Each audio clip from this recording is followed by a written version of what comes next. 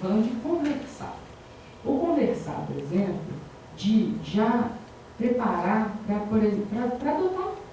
O menino já sair. Você percebe assim como né, eu acho que tem uma coisa muito anterior, porque uma mulher no Brasil que abandona o filho, ela é execrada moralmente. A gente não tem uma cultura de adoção, a gente não tem uma cultura de falar assim, olha, é muito melhor para a criança e para você se reconhecer que não é possível. Então, o que a gente trabalha, na verdade, é como redução de dano. E como uma redução de dano, essas crianças elas estão esperando tempo demais no Brasil. Elas não têm tempo de esperar o Brasil virar um país razoável. Então, o tempo, cada ano, cada mês que uma criança espera no navio é uma chance para ela ter que adotar. Claro que, se existe alguma possibilidade dessa família biológica reaver essa criança, é o melhor, é o ideal.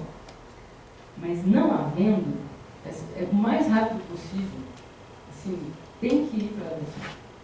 Tem que entrar nesse processo todo que leva muito tempo. Então, acho que são essas coisas conversando, sabe?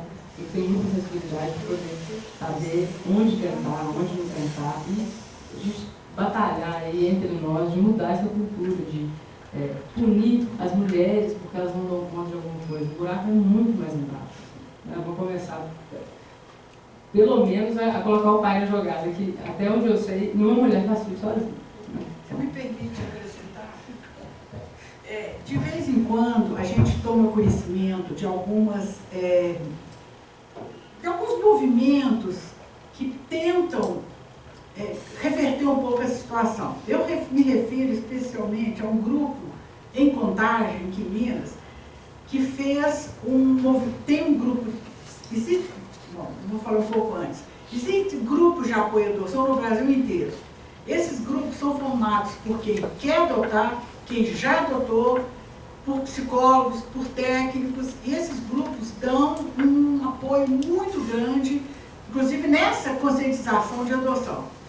Em Contagem, quando esse grupo se criou em Contagem, eles fizeram um movimento muito grande, com inclusive folder, para fazer um trabalho nas maternidades de que adotar é legal, de que mãe tem o direito de entregar o filho para adoção, para tirar exatamente isso que ela fala, porque nos processos de adoção que eu tenho acompanhado aqui no Brasil, de casal brasileiro, tem uma coisa muito grande que eu falo que é contestação moral, que é as mães falam, eu não queria dar, mas o juiz tomou, o que eu posso fazer? Então, realmente, entre saber que pode, que tem direito de entregar a criança, que não é monstro porque faz isso, e essa contestação moral, digamos assim, eu não dei, o juiz que tomou, é que acontece esse tanto de coisa. Eu posso comentar sobre essa questão? Porque é uma coisa que não é... Eu sou Ana Carolina, eu trabalho com a Érica, eu sou advogada, mas eu atuo também, eu sou orientadora jurídica do CREAS. Então, nesse momento atual, eu tenho os dois lados. Eu trabalho com as famílias como advogada na adoção e eu trabalho com as famílias que os filhos estão nos abrigos. Então, eu estou com essas duas, nesse momento profissional, com esses dois lados aí da moeda. Então, o que é claro para mim, a questão da adoção tardia é uma necessidade de discussão pelo fato de 91% das crianças em abrigos no Brasil afastadas e destituídas de poder familiar, fora as que nem foram destituídas, porque nessa estatística entram só as crianças que foram destituídas de poder familiar. Foi um processo longo. As crianças que estão no abrigo, só em processo de guarda, ou sem ninguém decidir, o Ministério do SUS não decidir sobre, não entra nessa estatística. Então, esse número aí triplica. Então, o que eu vejo é falta de conscientização dessa questão da adoção, de saber e trocar experiências. Os grupos de apoio estão oferecendo esse suporte para a sociedade hoje, divulgando sobre a adoção tardia, sobre as possibilidades, algo que não era nem falado, né? Isso aí, até pouco tempo, poucos anos atrás, não era nem falado. Mas a adoção tardia, ela só existe porque existem esses meninos acima de, não tem um parâmetro legal, um conceito legal, mas essas crianças mais velhas nos abrigos. Por quê? Primeiro, nenhuma mulher sabe que é direito dela dar o filho para adoção. É direito da mãe. É uma política pública de saúde que tinha que ser todo... eu tive uma discussão de caso que a médica e a psicóloga de uma maternidade não sabiam que poderiam orientar aquela mãe que no pré-natal já disse que não queria o filho, já poderia orientá-la a encaminhar para a vara da infância, para ela já iniciar o processo para que aquela criança saísse da maternidade já para uma família adotiva, porque aquela mãe tomou a decisão, uma decisão que vai ser confirmada depois de algum tempo, depois do estado federal, né? É confirmada essa decisão, mas a mulher tem direito de dar. Então, isso é algo que não é falado, a gente não discute sobre isso. Nenhum estudante de direito, nenhum advogado assim, a maioria absoluta não sabe que isso é um direito que está lá, é escrito expressamente no Estatuto da Criança e Adolescente. É um direito da mulher entregar esse filho para adoção e tem todo um sistema legal, teoricamente, preparado para isso, que a gente sabe que também não existe. Tem casos cíveis que você chega e fala assim, quero dar meu filho para adoção. Às vezes o setor técnico não sabe dessa possibilidade. E a questão de manter a família biológica é um problema que eu tenho. Isso para mim é uma crítica, porque o que eu vejo é muito busca, por exemplo, descobre pelo cadastro que essa família tem, que essa mãe tem uma irmã que mora na Bahia, que não convive com essa mãe há 25 anos e ficam aí 2 anos procurando contato com essa tia biológica para ver se essa tia quer ficar com a criança. Então, essa criança já ficou 2 anos ali no abrigo, esperando o judiciário, porque é tudo papel, é tudo lento, localizar essa família biológica extensa. Mesmo que a lei fala que tem um nível de afetividade e afinidade, mas infelizmente a nossa política pública ainda fica presa. E tem uma questão muito séria que, igual você fala assim, o abrigo tem que trabalhar essa reinserção familiar, não adianta ser depois de 2 anos. O que eu acho mais sério desses casos é que, por exemplo, não é o abrigo, é toda a rede de atendimento da criança e do adolescente. Porque a criança ela só é acolhida pelo Conselho Tutelar por decisão do juiz depois de um processo assim, longo de assistência social, CRAS, CREAS, maternidade, centro de saúde. A rede inteira conhece aquela situação. Do nada aparece uma decisão. Então não é assim, o problema não tem comunicação, a rede de atendimento de proteção da criança e adolescente, ela não conversa, então não tem tem um sistema que foi criado que chama CIBIA, se eu não me engano, que é o MDS criou para que os conselhos tutelares de assistência social e saúde movimentem informações sobre crianças em situação de risco. Então, teoricamente, se a mãe não está fazendo pré-natal, isso já é lançado no sistema, o conselho tutelar já tem essa informação, depois que a criança nasce, se não está inserida em algum programa de assistência, algum programa da rede de atendimento, isso já fica, essa informação já aparece também. Então, acaba quando os juízes e o Ministério Público têm acesso a esse sistema. Então, na hora que o Ministério Público vai entrar, porque é titular da ação de destituição de poder familiar, é o Ministério Público, quando ele vai entrar com esse processo, ele já tem todo um histórico aí de dias, que seja da vida ou de anos. Mas se o sistema funcionasse da forma como ele foi proposto, seriam apenas meses da vida dessa criança que estaria em jogo aí para essa ação de destituição de poder familiar. O que eu acho que falta mais é a discussão em academia. É interessante essa discussão aqui no Conselho de Psicologia, porque a maioria, psicólogos e assistente social, que trabalham com isso o dia inteiro assim, né? A política, eu sou a única advogada ali no meio de tantos, e a gente entrou só agora, e eu levei, quando eu levei no CREAS essa informação de que, não, é direito da mãe, se ela está grávida, ela tem direito. A mãe assusta, os técnicos assustam, nossa, é direito. Ninguém conhece essa questão, a adoção não faz parte da cultura brasileira, igual na maioria dos países. Então, eu acho que é uma discussão que tem que ser feita desde a academia até os setores técnicos, profissionais mesmo. É interessante, né, ouvir o direito, né? Mas a gente sabe que o direito, que a gente escuta assim, a responsabilidade que existe na profissão do psicólogo aí, né? Porque o juiz aposta O direito aposta na preparação e na competência desse técnico, né? Dá para fazer. Só que a gente, como psicólogo judicial, o que a gente depara? A gente depara com um país com muitas dificuldades sociais, né?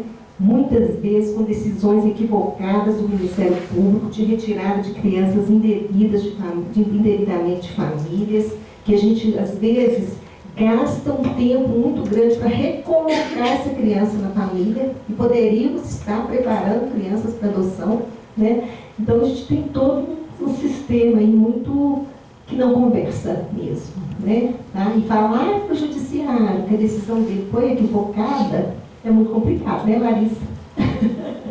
Alguém quer colocar alguma pergunta? Eu vejo, pode deixar que eu consigo, dá para ouvir, né, gente? Eu acredito que falta na nossa sociedade uma adoção de família. O que é essa adoção de família? Porque eu não sei qual a porcentagem, não trouxe para mim qual a porcentagem desse desfasamento, tirar o pai do poder desse pai, dessa mãe, se foi por abuso, qual é essa porcentagem? Ela saiu de casa porque ela foi usada, ela saiu de casa porque essa família não tem condições financeiras. Porque nessa questão poderia ser feito um trabalho de adoção de famílias, porque essa criança não perderia a sua família. Né? Muitas vezes essa mãe não se vê na condição de manter essa criança. Já tenho 3 crianças, vou ter mais uma, vou colocar para adoção. Não vou aguentar. Tirar essa criança, primeira questão, né? Quando você colocou, a última coisa que a gente faz é mandar para fora do país, porque ela já perdeu uma família, vai perder a própria pátria, vai perder a sua nacionalidade e assim por diante. Por que não trabalhar a adoção de família? Adote uma família. Olha, Deixa eu só comentar isso, porque eu estou dizendo de uma experiência que nós tivemos. Né? Nós adotamos uma família numa época que meu marido estava em contemporâneo. Era uma família que morava num casebre de zinco com folha de lona, né? E a gente sempre ia ajudar essa família. Eles já tinham 7 filhos. E aí, caramba, essa família precisa de outra coisa. Ninguém era mãe solteira, né? Tinha um filho com cada um. Os pais deixaram todos. E nós não vamos ficar dentro disso daqui, que a gente está toda vez, deixar ajuda, mas eles não saem disso. Nós adotamos essa família. E aí, a partir dali, nós conseguimos juntar, conseguimos dar uma casa para essa família. A família, fomos acompanhando ela, isso já faz muitos anos. Essa aqui é minha filha muito mais velha, a Raquel está com 20 anos. Na época, a Raquel era criancinha, né? A Raquel ainda era neném pequena, e a Raquel falava que nós falávamos, ela falava assim, hoje nós não vamos comprar o picolé para comprar a casa para a dona Juliana. Ela já tinha esse pensamento de que ela ia ajudar uma família. Né? E essa família agora, os filhos tem uma filha mais velha se formando em medicina, o outro filho trabalha na questão de futebol lá em Contemporâneo. Quer dizer, todos se encaminharam. Por quê? Porque adotou-se uma família. Né? A mãe não abandonou ninguém, não doou ninguém, né? Foi isso para a família.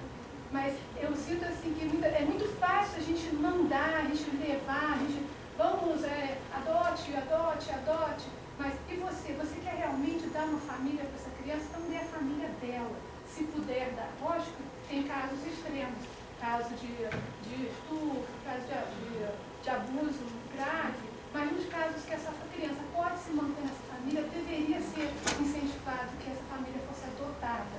Né? Eu levanto, adote uma família. Interessante, né, essa colocação.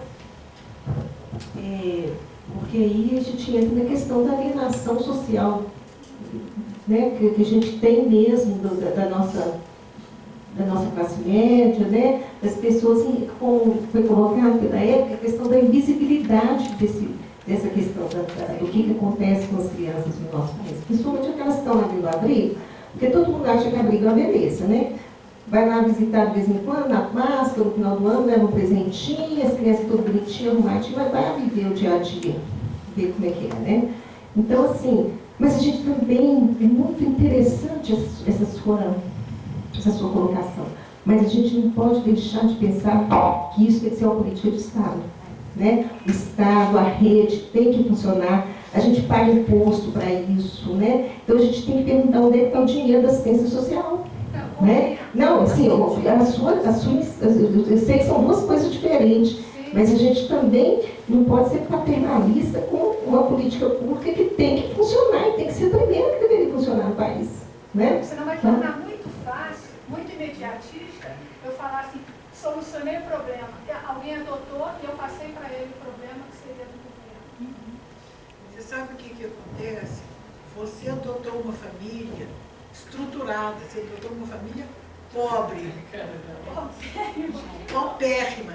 Mas não é a falta de dinheiro que leva ao abandono de criança, não. Quando você fala só em casos extremos, os casos com os quais nós convivemos são todos extremos. Não são, por exemplo, assim, se uma família tem interesse, tudo bem, nossa ajuda, assim, como Estado, né, é precária. Mas ela é incluída em vários programas sociais. E tem muita família que recupera os filhos, sim. Uma vez eu participei de uma ajuda, foi em Uberlândia, de uma família que tinha 5 filhos. 3 foram retirados. Uma senhora, 3 foram retirados dela. Ela convivia com um cara, bebia tudo. A vara da infância de Uberlândia conseguiu. A mulher abandonou o companheiro. A comunidade se mobilizou para construir um banheiro na casa dela, construindo uma cozinha.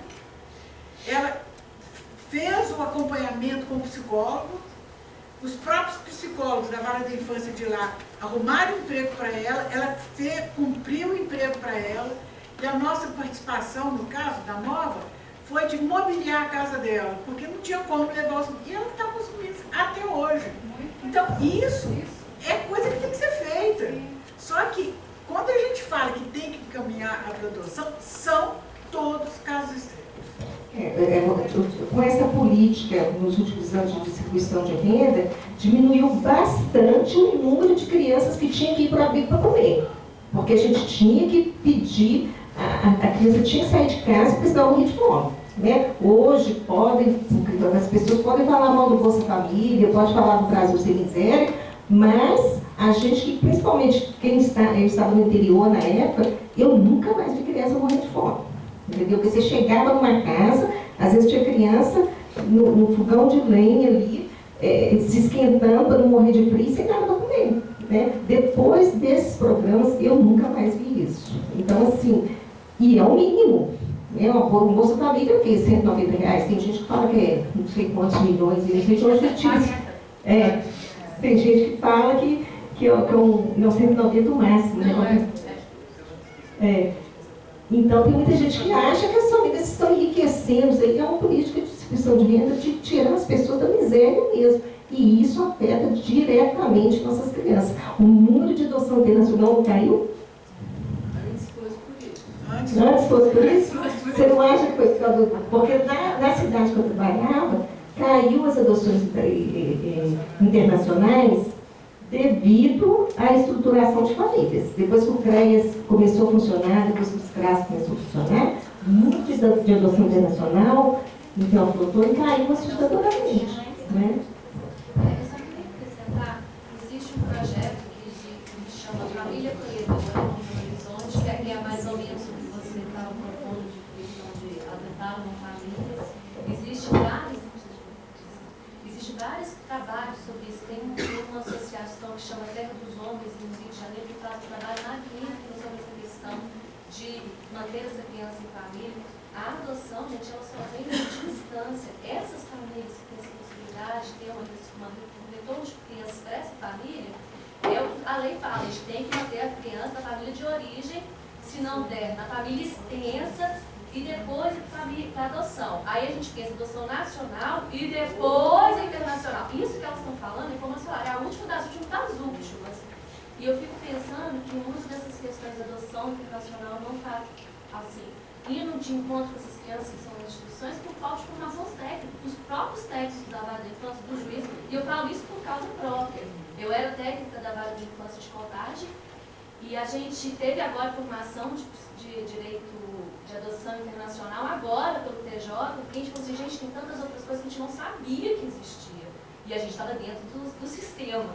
Então, assim, eu acho que a partir de agora, eu não sei por que aconteceu, porque agora toda hora está falando de adoção internacional, não sei por que aconteceu isso, assim, e isso vai fazendo informação e vai fazendo que essas adoções vão aparecer para vocês agora, essas crianças, porque ficam esquecidas mesmo nos abrigos. Eles ficam nessa suspensão do poder familiar, que não são, agora ela falou, elas não estão naquele número lá de 5.000 e tanto. A grande maioria das crianças ficam na suspensão do poder familiar e elas não podem ir para a família internacional. E aí elas ficam lá e é por falta de informação. E que tem muitas. Lá em Contagem eu sei que tem.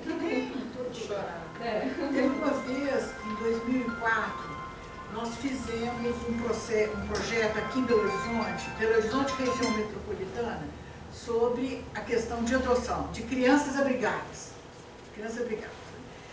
E não vou dizer a comarca não, mas tinha uma comarca que eu pessoalmente levei os questionários, que era a situação da criança, e não foi amostragem, foi uma a uma. Na ocasião foi feito um acordo com a PUC, o Serviço Social e Psicologia da PUC, que fez a pesquisa de campo. Aí o juiz falou assim, olha, que uma das questões é que a criança não tinha processo na justiça ou o abrigo não sabia. Fazia uma questão. Aí eu peguei 20%, estava nessas duas características. Aí conversando com o juiz, ele disse, olha, mas que coisa interessante, eu achei que fosse mais. Eu com o negócio debaixo do braço eu saí. Aí eu fui conversar com as técnicas que cuidavam da questão de abrigamento. Eu disse, não, está errado. Nós conhecemos todas as crianças abrigadas. Esse relatório, esse levantamento é errado. Ficou nisso. E a gente está atualmente em Belo Horizonte, mas eu não deixo no estado, como é que as coisas acontecem, né? Tem que colocar nessa questão. Meu nome é Renata, possível. Seguindo até. Eu estou aqui como psicóloga, como parte do caso de adotante, mas principalmente agora eu estou adotando um menino também de 9 anos. E o que está me chamando a atenção, que está me chamando a atenção nesse processo, o quanto todas as pessoas, estou falando a maioria das pessoas, estou falando minha família, técnicos, quem não conhece, né, quem ficou sabendo, quando fala a dificuldade que é adotar uma criança. E, né, do meu filho, que eu já estou nomeando como filho, ele já está me nomeando como mãe, nenhuma dificuldade de ter amor, de ter carinho, de dar banho nele, de tudo isso, né? Porque, coragem, Renata, parabéns, né? Para mim sempre foi uma obrigação cuidar do outro, né? E agora eu encontrei com o meu desejo e ele também. Mas por que, parabéns, é difícil, coragem aí, vai ver daqui a pouco, né? É o normal, está sendo normal de todas as gerações que eu estou encontrando. Mais novos que eu, da minha idade, meus pais, né, os meus tios, muitos parabéns também, mas coragem, aí vai, daqui a pouco, tenha cuidado com isso, tenha cuidado com saúde, tenha cuidado com não sei o quê, tem que olhar um médico, tem que olhar isso, aquilo, tem que olhar a criança. Como fazer para abrir a cabeça, né, dessas pessoas e focar na criança que está muito preparada para receber carinho, amor, uma família, um lar, uma casa, um quarto, né? Esse toque, que é muito importante, que mais estamos sensibilizando, né? E tirar esse estigma de que das outras coisas, né? 9 anos vai dar trabalho, sim, que se Deus quiser vai dar trabalho. Sim, falei muito da família ideal e real, sim, eu acredito que é isso mesmo, a gente chega com o ideal, né? Eu cheguei com uma realidade, ele está me trazendo um ideal, na verdade, eu cheguei com a realidade, ele está me trazendo um ideal, mas independente disso, como fazer para que as pessoas entendam que é possível adotar uma criança de 9, 10, 11 anos como uma criança de 1 ano, 1 mês, porque no processo que eu vejo, eu trabalho na escola, já vi mães adotando de bebê, é a mesma coisa. Não difere. Então, a minha preocupação agora é como mostrar que está sendo a mesma coisa. O carinho é o mesmo, a relação é o mesmo, o estranhamento inicial é o mesmo, depois o reconhecimento, pelo que eu vejo dos dados, né, do que eu acompanho, é a mesma coisa. Qual seria esse caminho? Que eu acho que falta isso, da pessoa, de ter coragem lá, e isso sim, ter essa parceria com todo mundo. Claro que eu acho que falta consonância de tempo com o jurídico, com o técnico, com o psicólogo e com a assistência social. Realmente falta uma conversa. É tardia de várias formas, a adoção tardia, né? De todo o processo. É uma coisa muito maior que tem que ser olhado, né? Eu não consigo pensar numa solução, né? A minha solução melhor é de quem adota, e aí tem que ser firme e estar lá querendo. Mas o que fazer para que essas pessoas conheçam essa realidade normal da adoção tardia? Né? Qual que é o caminho que vocês acham assim?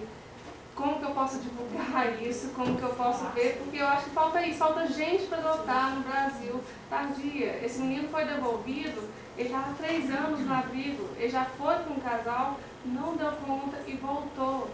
Eu sei, eu tenho consciência que é a última, né? Eu não posso devolver, eu não posso fazer isso com ele, mas abandonar de novo essa criança, né?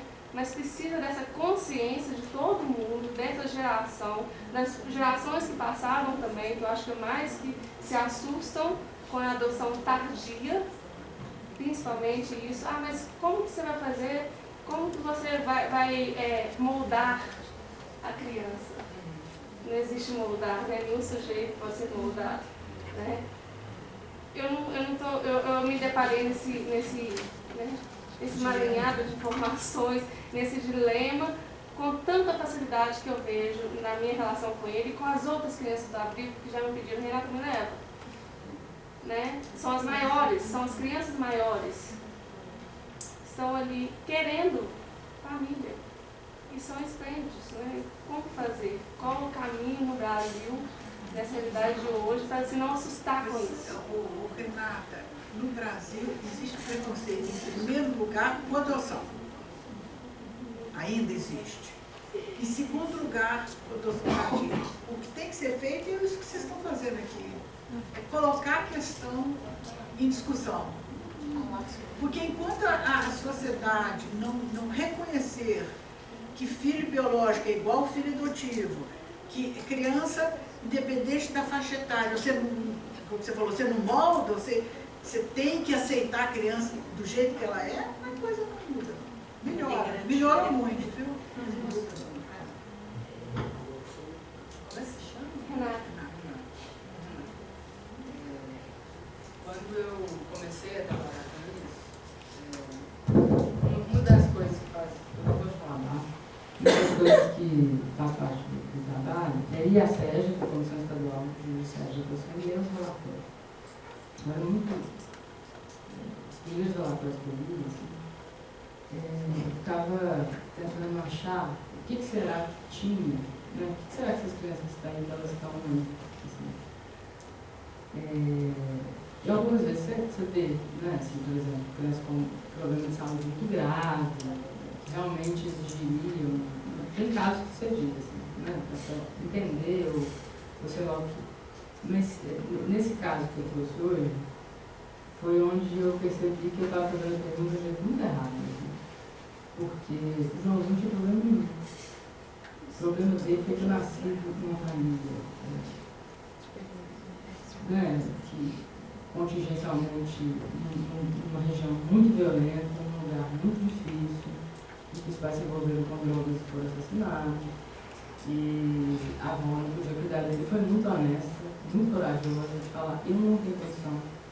Ela teve que ir na frente de um juiz 4 ou 5 vezes falar, eu não tenho condição. Tipo, não me julgo, não quero. Isso que aconteceu. Isso que acontece com as crianças. Elas não têm nada de errado, elas não têm nenhum problema estrutural com elas, que diz assim, olha, não adota ele não porque ele vai te dar um trabalho, não é isso, né? A pergunta está muito errada. Eu acho que isso que motiva, mesmo que em escala mínima, mas eu acho que, nesse caso, 1% é muito, isso que motiva muitas vezes as devoluções, assim, porque as pessoas não estão preparadas para entender que aquela criança ali, ela é alguém que não está ali para responder aos seus interesses, mas que tem plenas condições de aprender um monte de coisa, está muito afim de aprender um monte de coisa, não é? Muito afim de amar, de ser amado, de ter uma família, de conhecer o mundo e de ter uma possibilidade, inclusive, de elaborar essas coisas todas que estão acontecendo com ela. Então, assim, respondendo a sua